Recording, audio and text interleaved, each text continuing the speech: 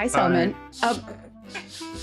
Soman, just to set the stage for anyone listening and not watching this, we started the podcast and Soman immediately has taken a gulp from a gallon jug of what it isn't water. It's water with multiple electrolytes in it. And I was using it because I had something in my teeth. And now not only do people know I had something in my teeth, but that I use a gallon of water with electrolytes to stay hydrated throughout the day. I think it's because I sweat so much. I just am a generally sweaty person. I feel that. I look pretty shiny right now. For reference, I'm very opposite. I'm sitting here with my Kirkland brand sparkling water. Oh my God. I need to get to the supermarket, but there's... Yeah, set the stage. What's going on with you? You've had quite a week. I was in New York last week, as everyone knows from the episode, but then I couldn't go home because a tornado decided to hit Metro St. Louis for the first time in 60 years. Oh my God. And it tore across the park right in front of my building. Luckily, the apartments were okay, but everything... around it, I can see, I have a view to the park and it's just uprooted trees everywhere. I mean, it's just unbelievable. It was an EF3. So, oh my God. It was a hardcore tornado. So I'm just lucky that, no one I know got hurt. Everyone's okay. I mean, some damage and things like that, but the show goes on in the Midwest. Well, I'm happy to hear that you're doing well and that you're back home because you had some trouble getting back from New York. Yeah, I stayed a few extra days, but we are here and we're going to start. So welcome to episode 2.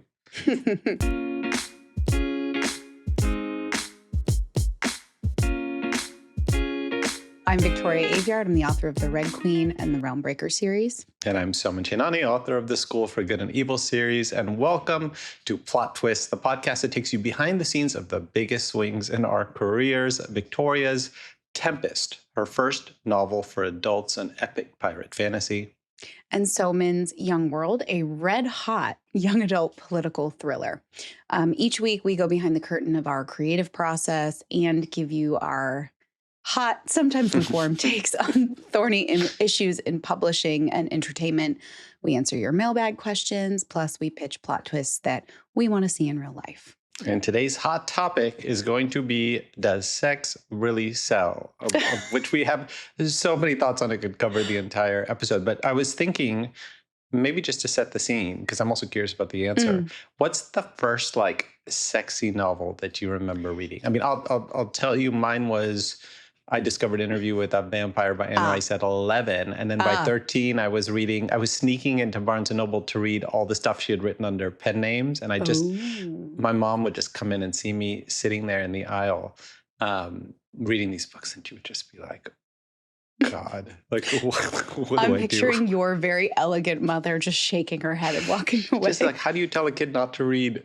Yeah. But if they're reading that, they shouldn't be reading that. So I used to get scolded for reading at the dinner table. And I was like, you could have worse problems with me. 100%. What was yours? What was your first? I was trying to think of this because you went to Interview of a Vampire when you were 11. I went to The Lord of the Rings when I was 11. Very different directions. No sexiness. No sexiness whatsoever, depending on what you think is sexy. True. Some people describing a tree for 2 pages, that really does it for you. I was thinking, and I there wasn't an actual book that jumped out at me, but I absolutely know I was reading sexy fan fiction. 100% sexy fan fiction. That was probably where I was scratching my itch because a lot of the fan fiction was feeding, that one I had for so many of the stories I loved reading, but didn't have that extra element of romance or more female characters or sort of that female gazy sort of element as well. So it was definitely in a fan fiction way at the public library because my parents couldn't pick me up after school and didn't want to pay for the school bus. And so I was told to walk to the public library and I would sit there at the computer bank and read and write fan fiction. X-rated fan fiction on public computers at the library, at the desktop consoles? So you would always try and get the computer that didn't face out into the library. Oh my God, this is so much worse than me. But it was a wall of text, so it wasn't as bad. You had time to click away or scroll. But obviously there were rating systems on the fan fiction, M for mature. This is so much worse than me reading If it said Everest. lemon, you knew what lemon meant. And I'm sure, well, you're not even part of this fandom. I So don't know you don't anything. even know. Well, the other thing is, before we get to the first segment of the week, is now that, there's so much fan fiction of Red Queen, there's a lot of fan fiction of School for Good and Evil, and there's a lot of spicy fan fiction of both series. How do you feel about like when people just go, full 50 Shades with our very like young reader series? Well, I approach from the while it is a dream come true, definitely something I always fantasized about when I wanted to be a writer is, oh my God, maybe one day someone will write fan fiction about my books. But now knowing legally there's a bit of a danger to me reading it. So I don't, as much as cool as it is to know it exists, I just don't enter that space as much as I kind of want to. But I think there's also the element of well, I know I'm going to find one that's better written than what I did or had a better idea. And I don't need that weight. I have enough. Let's go to our first segment of the week, which is going to be Theme of the Week, where each week we come up with a word or a phrase that encapsulates the essence of our whole week on and off the page. And so let's start with yours. What's your theme for the week? My theme is diving in. So I have started rereading my behemoth of a draft, that is Tempest, my adult fantasy debut. I do have some goals on rereading. One of the things about rereading a draft, I'm trying to read it as a reader would. I'm trying to forget what the book was about, what my intentions were, and try and experience it so that I can see where the cracks are, so that I can see, this scene actually didn't make sense, or this thing needed to be planted better because I totally forgot about it, or this thing is totally irrelevant and not necessary, or this is not cohesive and this is not, the continuity here is not working. So this is a super important part of my process is forgetting the book and rereading it as a reader would. And I'm looking, for easy edits, for questions that pop up, for confusions. I'm taking notes. And a particularly unique goal with this draft, because it is over 300,000 words long, I'm looking for a good spot to potentially break it in half in case my editor comes back with notes at the end of this week saying, yes, this is actually 2 books, not one. And we still have no idea which way they're going to go on that, right? No. And part of me is they could come back and just be like, girl, it's way overwritten. Yeah. Or they could come back and say it's 2 books, which having done the work of 2 books now, I would prefer. Yeah. But I'm also continuing my research reading and hopefully getting those notes back by the end of the week. And I made 2 bets last week. Bet number 1 was that you were reading it too soon, that it was too soon for you to go back in. Did you feel like you had enough distance? Especially now that I'm almost 200 pages in and the beginning was written so long ago. Got it. The first 3 chapters alone were written in April, May of last year.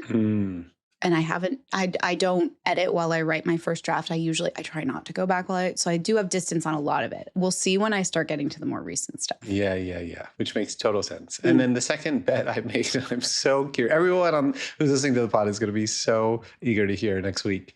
I've made the bet that it's 1 book. And I think you're making the bet that it's 2. Well, I just don't want to be like, wow, I did all that for nothing. I screwed up. No. Okay, so that's your thing for the week. You're deep in your how far are you into rereading it?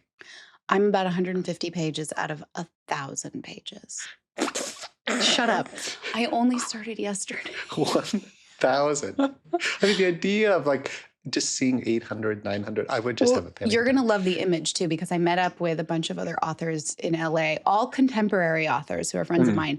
And we went to Soho House and hung out, and they all took out their computers and I took my draft out of my bag and tried to be very low key putting it on the table. And they all just looked at me like, what is wrong with you?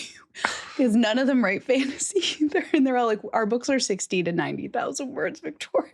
That is amazing. Jason Reynolds told me that once when he came to me and I saw him at a party, first time I ever met him. And he was just like, dude, every time I see one of your books, I think that could be 4 paychecks. Nick Stone says exactly the same thing to me, in person and publicly comments on my Instagram. It's like, girl, that was 7 books.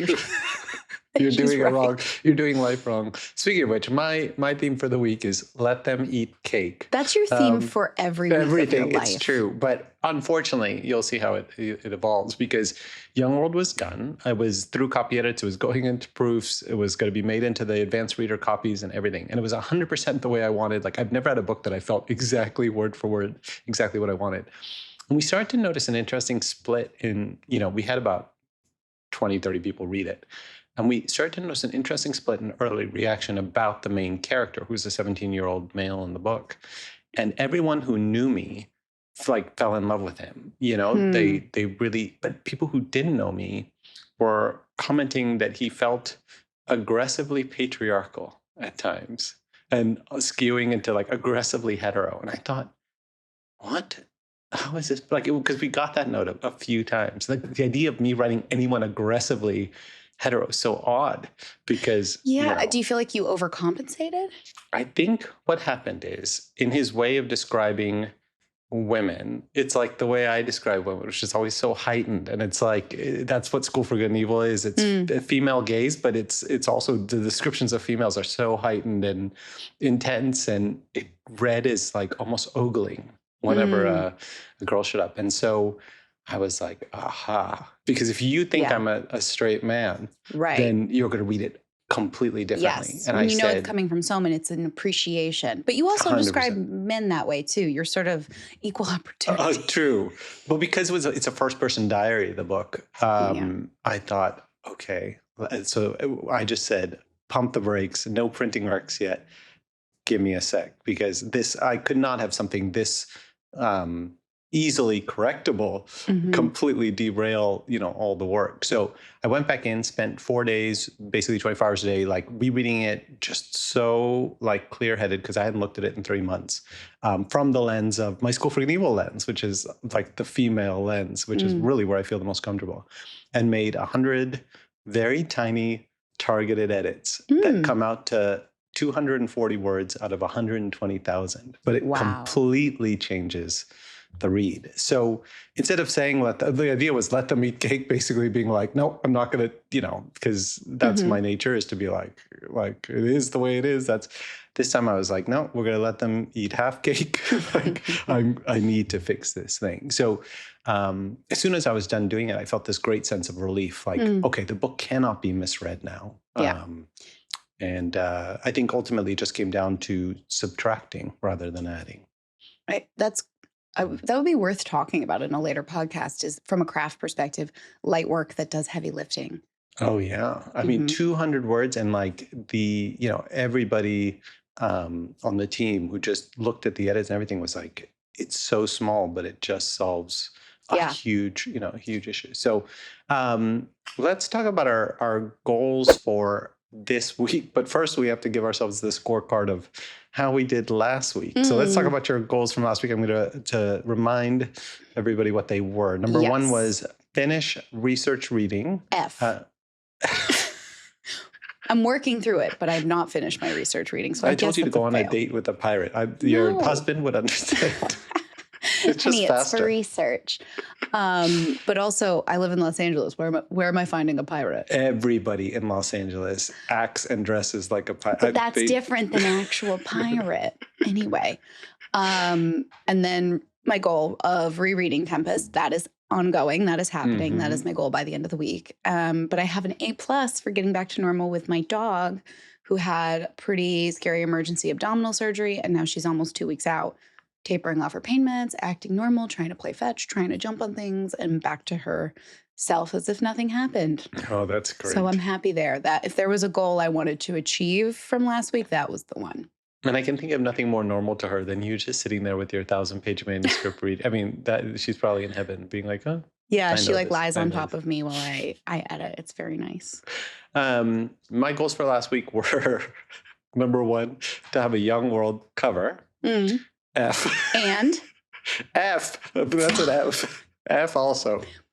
We are still on cover number 30. We have not 30. We have just not gotten anywhere. That's going to be a good Substack post when you're ready. Oh my God. Launch, which is, we'll talk about it on a future episode, but Launch is sort of the big publishing kickoff meeting that begins the campaign for your book is the first week of June, at which point we have to present something. So You we're have hoping we have like less than 2 weeks. somebody's going to have a bold strike of inspiration. It probably will not be me, because at this point I've put my head in the sand. But Well, we're going to talk more about covers later. Yes, we'll get there. The second was the Young World marketing meeting, which gets an A+, because while we were doing this big meeting, this issue had come up about the split in the readership. And so because I was in person in New York and able to actually like talk to people rather than over Zoom and have this kind of very intense, nuanced discussion, I was able to be like, okay, explain what they're hearing or, what we're seeing, and actually be able to target and be like, I 100% understand the issue now and how easily solvable it is. Whereas I think if I hadn't had that experience in person, I might have just been like, let them eat cake. Like, it's fine. Like the instinct to be like, this is what I want, instead of listening, And then the third was the Young World promo shoot, which was 48 hours of me. You're going to see them all at some point. It's all the I saw the behind the scenes on your Insta story. And yet again, I'm like, what is this for? Oh my God. It's our countdown photos for all the it's very Hunger Games coded, your costumes and the special effects. All sorts of fun. We'll show them. But the makeup artist was like, I've never had to put one person through so much makeup wipes, because we were changing looks. We went like, my poor face, when she was done, you're like, your poor face, go get a facial and sit in the bathtub. So 2 out of 3. Let's talk about next week's goals or this week's goals, since we're recording on a Monday. What are yours? I want to finish reading Tempest, and I want to try and finish my research reading. I'm guessing that one won't happen this week. The other big goal is my edit letter is supposed to come in Thursday. And so my goal for this week is to actually like open it. Can I tell you a funny story about this? Because I got anxiety even you mentioning it. I don't allow edit letters because of the anxiety of opening it. I say you have to put all your notes in the document, like as you go. I don't want like an overall assessment. Soman, okay, for those who are just listening, my brain just shut down. Your face. I honestly hate that. What you just described sounds awful and insane and more work. No, you don't get an overview macro. Like, here's what you're looking for. And you're going to start changing things and then find a note 400 pages later where you're like, oh, wait, I wish I had known that. Oh, yeah. I can handle that anxiety. I can't handle the edit letter of being like, no. Oh, I like the ingredients of your cake. Bake a different cake. I can't do it. I'd rather, no. Maybe it's because I've never had never had the experience of opening an edit letter and being told it's flawed at conception, page 1 rewrite. So flawed at conception. That should be a memoir. But, or like the tense is wrong. I have a friend, and I always have this panic at the end of a draft where I'm like, did I write it in the right tense? Yeah. The right perspective? Yeah. Hopefully that doesn't happen. Okay, but so you have my goal is to open the letter and read it and start breaking it down. Okay. And then also, this is never going to happen, but it is a goal. Care less about things that don't concern me or aren't worth my energy. Give us an example, because that's broad. Like anything that's being discussed on threads where I'm like, this is wrong. But then my brain is like, well, who gains from you telling them that's wrong? Threads, I do feel like everyone went to Threads because they thought Twitter was like a cesspool. I do find Threads very complainy. It is. Sometimes educational. Sometimes you're just like, damn, you're just saying something to say something. Yeah. And then also just in regular life, there are plenty of conversations where I'm like, I don't have to engage. I have nothing to add, and that's okay. Okay, so those are your 3 for next week. Yes, and yours are have a fucking cover. That's number 1. Can I tell you that's your goal? That has to be number 1, but I don't know how to, because if I could draw, it would make things easier. But also there's like process. We're going to talk about this more in covers, but I find it does help when I do my shitty little drawing. But I just don't have... I know the color of the cover, and we have that. It's just like right now, we just have the color. And I thought at one point, I was so desperate. I said, what if we don't have anything and it's just the color? And that got shut down. Because that's dumb. That's I not. said, won't people want to open it? And then they You're were like, not. I hate to tell you this, Soman. You think you're Madonna, but you're not Madonna. I honestly wanted to do the cover from Madonna's sex book, which is no cover. It's just like shiny silver. You Anyway, think you're Madonna. it didn't work. Anyway, so the second thing is my Let Them Eat Half Cake edits, which I just finished this morning and everybody approved. So I think that's done and we can move on. And then now I'd like to ease back into the next fantasy book that I'm writing and hopefully get a little distance on Young World before, the you've next been in stage Young of the World for a project. very long 3 time. years. So it would be nice to be able to just luxuriate my fantasy world without all the drama. Interesting for you too to have spent this long with a draft of with any book after having been on a series where you're not getting a lot of time with every book. And also the idea that, this is a standalone. And I thought the same. I mean, the thing with this one is it has 150 pages of full color art in it. And so it just was a mammoth beast. And I haven't seen it laid out yet. So that'll be, in the next month or so, once I get the layouts, it's almost like it starts all over because instead of worrying about the text, now I'm going to be looking at all the art and everything together. But let's get to our next segment, which is the meat, the juice. Everyone's waiting for industry nonsense, where we dive into thorny issues in art and publishing that other people might be afraid to touch. And this or is smart where enough not to touch. Victoria's going to dazzle us with her expertise, and I'm here just to provide commentary and ask provocative questions. This week's topic is, and it's a big one because it's coming up over and over now in publishing, is does sex really sell? So we're going to be discussing the difference between sexual content in YA versus adult, and what really makes a book for adults. So why don't you start us off and tell us what you're thinking?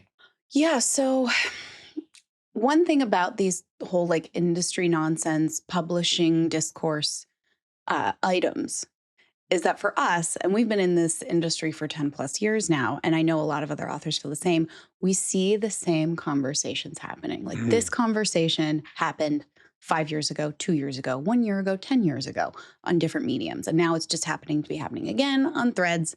And so you have a bunch of people who are like, we've already covered this. And a bunch of people who are like, I'm new to this space and I haven't covered it. So that can be frustrating in both directions.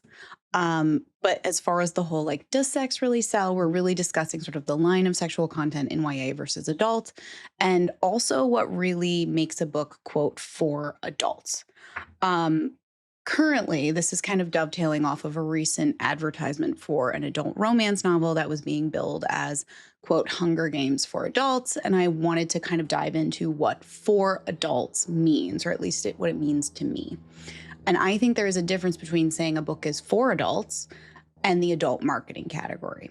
And one thing I really love about YA and middle grade, especially the kinds of YA and middle grade that you and I have sought to write, is that they're really for all audiences. They're what we call 4-quadrant in the entertainment industry. And they kind of cast a wide net for readers. Children can read them, teens can read them, adults can read them. The coolest thing about our books is when we have multi-generational families come to our signings and be like, I didn't think I would like this book, but I read it with my kid and I had such a great experience. That's what we're always shooting for. So even though a book is shelved YA or middle grade, it can still very much be for adults. The category itself doesn't explicitly exclude adult readers. So saying something is for adults, I feel like is just a confusing phrase. Do you have any thoughts on that?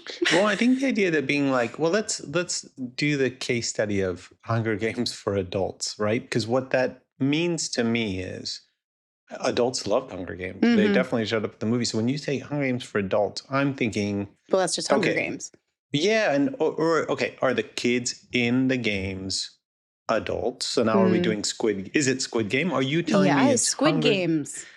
Yeah, because that's basically, or are you telling me, because I know, where they're headed, are they saying, okay, no, this is actually like Hunger Games with vaguely older teenagers, over 18, and we're just putting a lot of sex in it, right? In which case it's just 50 Shades of Grey, it's Twilight, and we're just adding, sex and BDSM to it. So that's where my brain goes, because it's unclear, and it's exactly what you're getting at and about to keep talking about, which is that this idea of, okay, you say for adults, what are you alluding to? And in this case, I think it's alluding to sex, no?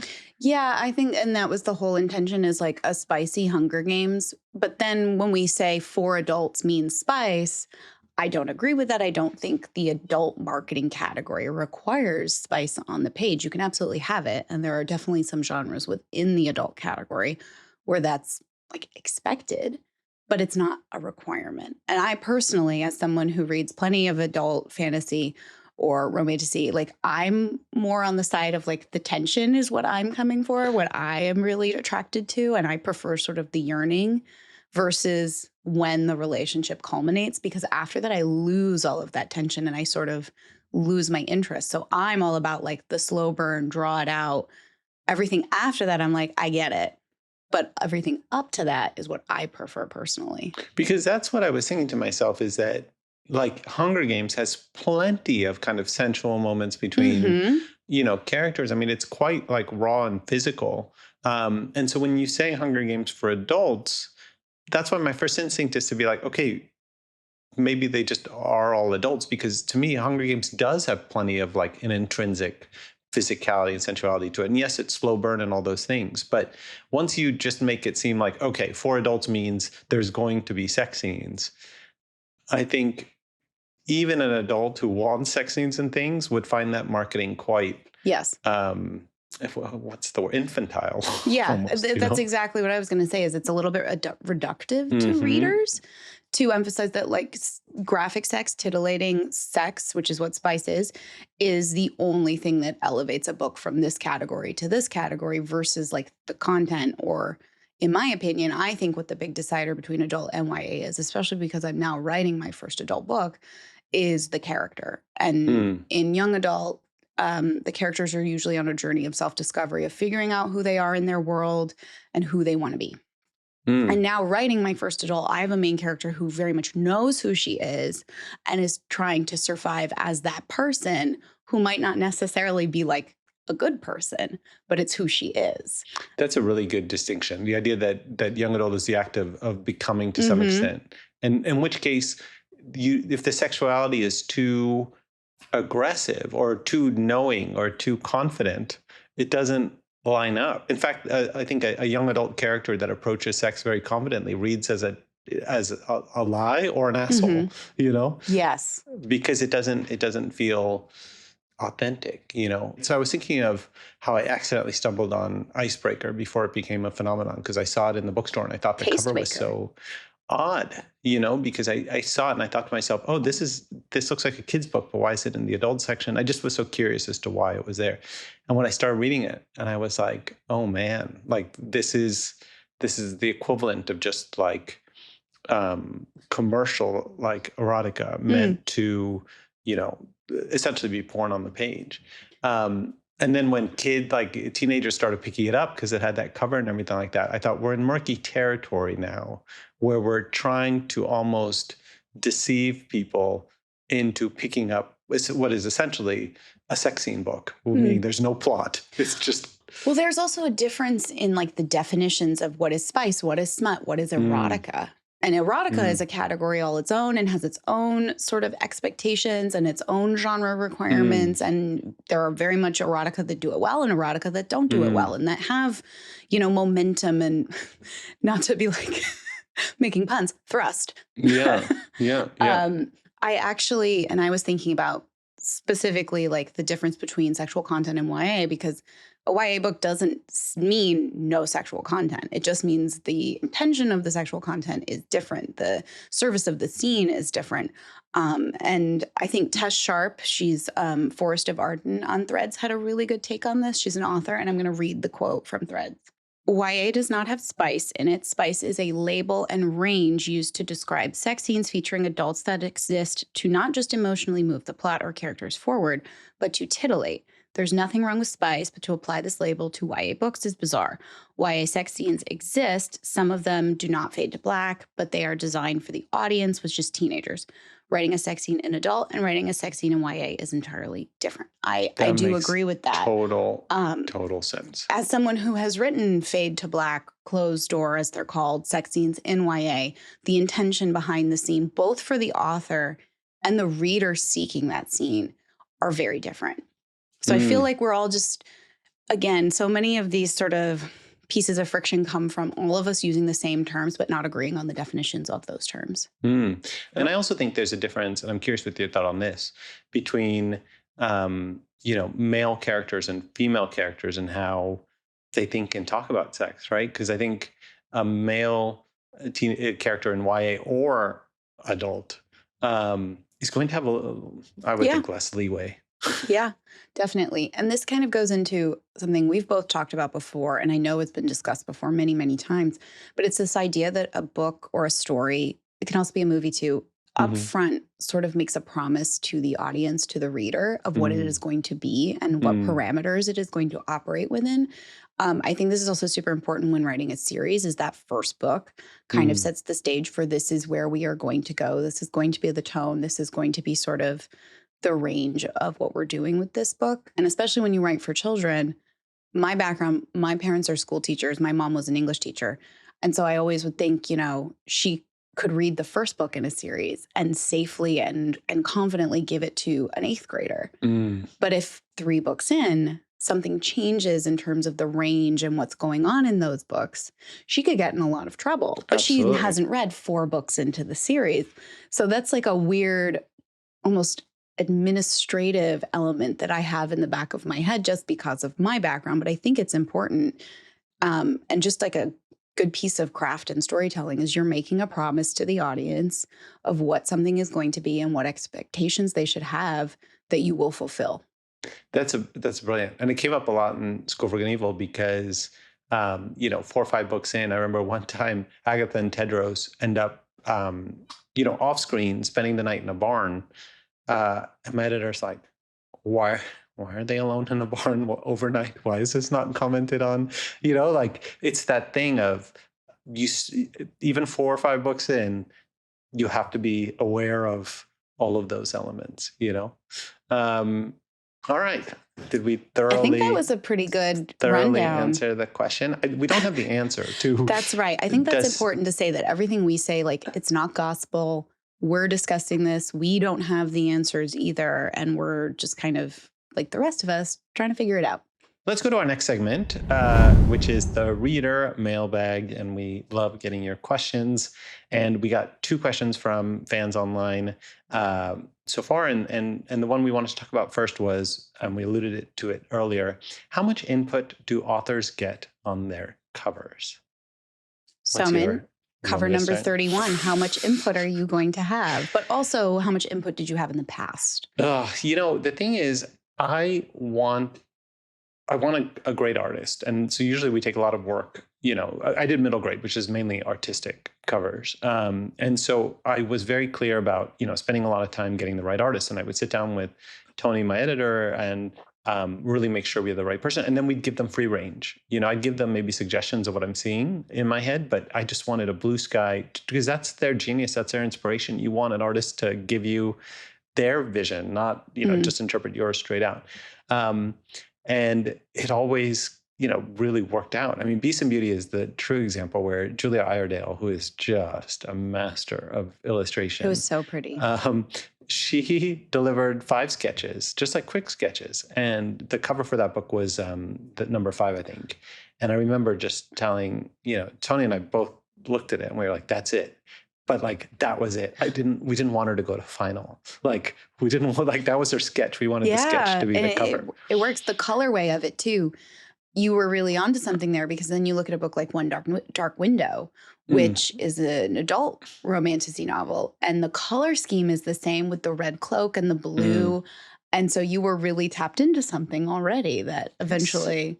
Something that, and it's funny. There was another book that came out very soon after that had the exact same cover. And you don't carry that grudge at all. Well, I was shocked. I mean, the number of comments and things I got. It was an adult book. I know we can talk about copycat covers all day long, but it's part of the industry.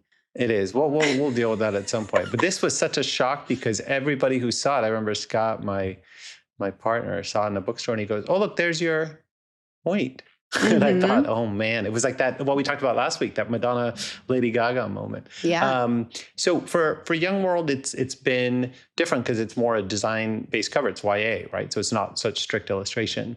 Um, and I think in this case, what happened is we had so many different ideas and things like that, that I think going back to the original inspiration, which is just the color and making it simple, I think is going to get us to where we want to go. So I'm confident that we'll get there. We just needed to go through a lot of different incarnations, and Mm-hmm. sometimes that happens. Sometimes you just have to go through Yeah. a lot. And as far as like how much input do authors get, it's really going to vary. Mm.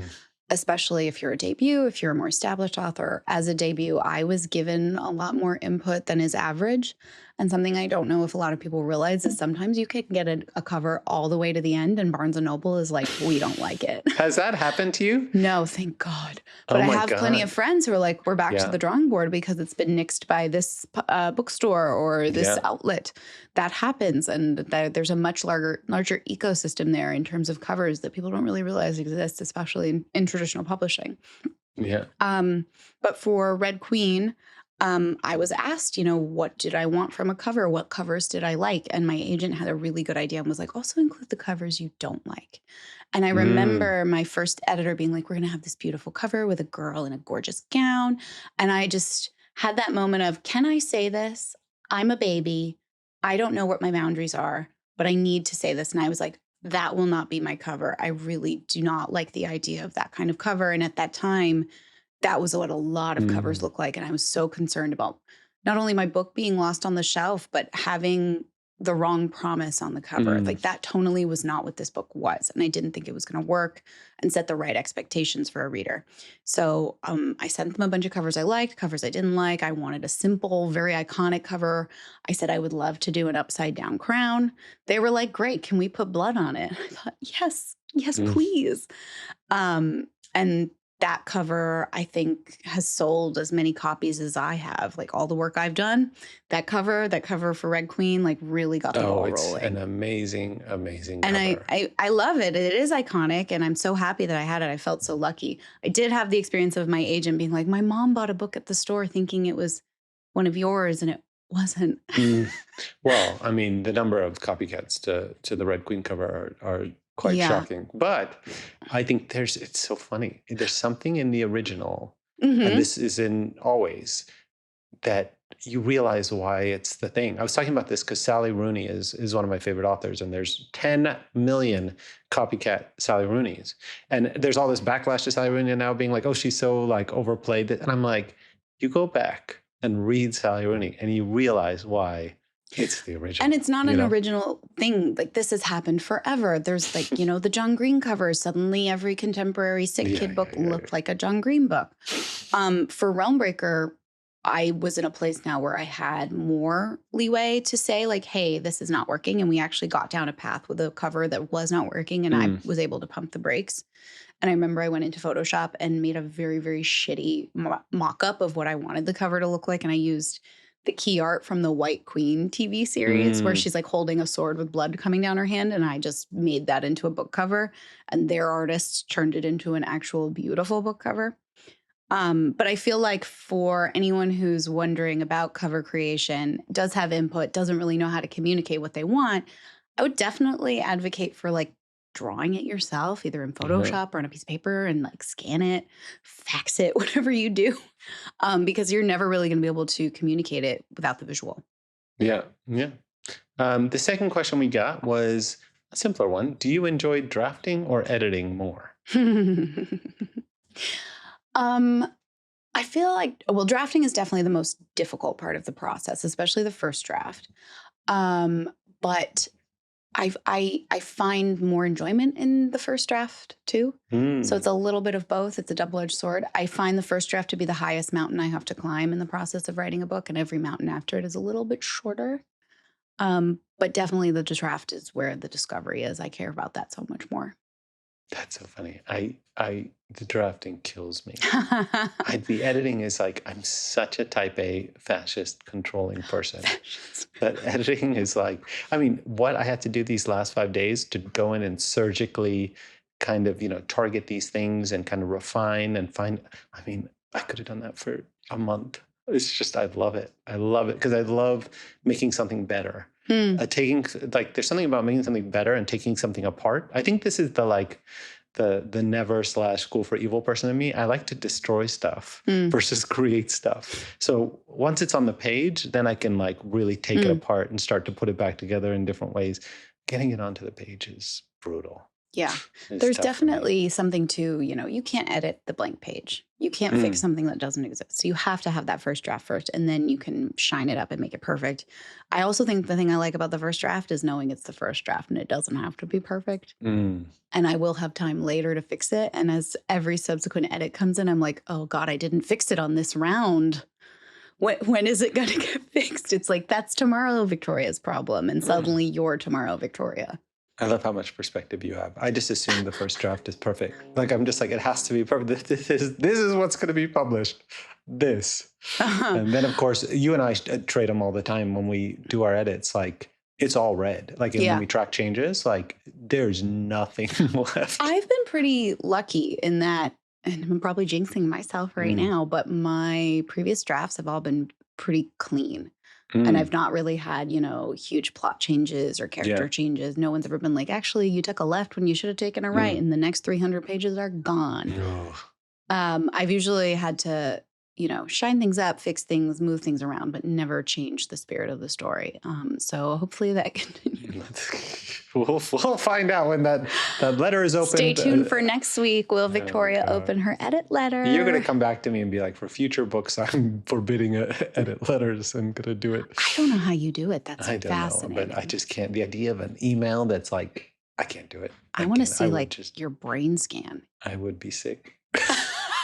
If you would like to submit a question to our reader mailbag, email it to mail@plottwistpod.net, PLOTTWISTPOD.net. And now for our last segment, plot twists we want in the real world this week. You have to go first because yours is like a serious one. Oh, okay. Wet blanket Victoria, per usual.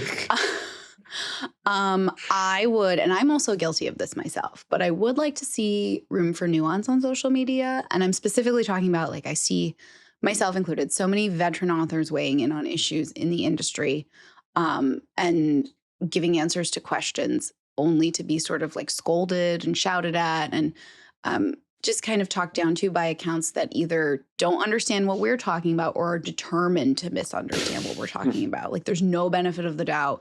There's no, you're a professional in this industry, so I must assume that you maybe have more of a background in this than I do. I have to stop you there because this idea of determined to misunderstand. We had flawed at conception. Now we have determined to misunderstand, which I've never heard expressed that way, but it's so smart because I think that's part of a lot of life. It's this determination. It's an understanding of exactly what you're saying and where you're coming from, but it's a determination to misunderstand it in order to blow you up somehow. Yeah. Yeah. It's exhausting. And this is not just me. I see it every single day. It's sort of driving professionals away from giving advice. And it's making authors worry about weighing in and sharing their experience because so many people feel like they can find something not just wrong, but like inherently flawed or like morally wrong with what you're saying. And then it becomes like, oh, I'm putting myself at risk to share a very, very definitive fact. And it's just like, that's not worth it. It's a social media thing too, because I think in person, if someone tries to be determined to misunderstand me in person, it doesn't work. The face, the body gives it away. In words, you can be determined to misunderstand. My husband says I say it too much, but I always am like, you're being obtuse. Obtuse. Yeah. Obtuse is basically determined to misunderstand. Mine is totally different. I love how you're actually doing, this is so on brand. You're doing like actual legitimate practical plot twists that could happen in Are you kidding? Social media growing like some etiquette? Absolutely never happens. At least it's a useful plot twist. Mine are all my like personal fantasies. Like, I was thinking, one fantasy I always had is that they don't have, like, a player doesn't show up and they can't find a substitute. And so then I get a wild card to play Wimbledon. You? And because there's never been a male tennis player who likes other guys on the tour playing. And as you know. Well, of course, but I mean openly. And When are you going to write that rom-com? Always had the dream. We don't need the rom-com. They just need to give me a wild card. Because, like, can you imagine the outfits, the fun, all the thing? I mean, me at Wimbledon for I would lose in the first round, but at least for 24 hours. But would be fun. I mean, you're in a relationship, so you're not even going in there to be like, ooh, I'm around all these hot tennis men. You're there to Madonna. You're right. You're right. Cause trouble. 100% cause trouble. I'm just there to John McEnroe with a good outfit and no mullet. 100%. So I feel like I was just thinking to myself, like, that's one. I've had that one since I was like, a kid. Like, oh, why don't they just give me a wild card to Wimbledon? And I had to remind myself I'm not a pro tennis player as much as I, play one every morning. It's like that slate of 80s and 90s movies where it was, normal person gets put on a professional team. I watched way too many of those movies, like Lizzie McGuire. And what's the one with Amanda Bynes where she's in London and becomes a pop star? Remember? Like they mistake her for being a pop star. That's not Amanda Bynes. You hush. That's Hilary Duff. And it's in Rome. And then they made a copycat with Amanda Bynes in London. No, Amanda Bynes in London is What a Girl Wants, and she finds out her dad is a British lord. She's not a pop star in any way. Soman, we're going to have another podcast where you tell me what you think a movie is, get it completely wrong, and then I will correct you. Because amazing. This is my zone. Amazing. Don't come into my house with that. Anyway, I should be in one of those movies, basically being a Wimbledon star. Okay, so now we're going to end by telling you where else you can, if you haven't gotten enough of us and are sick of us at this point. You can find me on Substack every Tuesday. Diary of a Novel is the name of my Substack, where I go deep dive into whatever is affecting me that week emotionally. And then my Instagram is kind of my headquarters. Victoria, where do we find you? Well, if you would like to avoid me, stay away from TikTok, Substack, Instagram, and Threads. Threads, oh my God. Go on Threads and be determined to misunderstand her. Please send her a determined to misunderstand thread, and we'll see what happens. But thank you all for joining us. We'll be back next week with more drama and hot takes. Thanks, guys. Thanks, Soman. Stay safe. No more tornadoes, please. Please. See you guys soon. Bye. Plot Twist is hosted by Victoria Aveyard and Soman Chainani. It's produced and edited by Liam Billingham. Our logos, art, and graphics are by Michael Blank. The music is by Thieves and Louis Adrian. Production support from June Sekia. If you enjoyed this podcast, please subscribe to Plot Twist wherever you listen to podcasts and drop us a review to let us know how we're doing. See you next Thursday.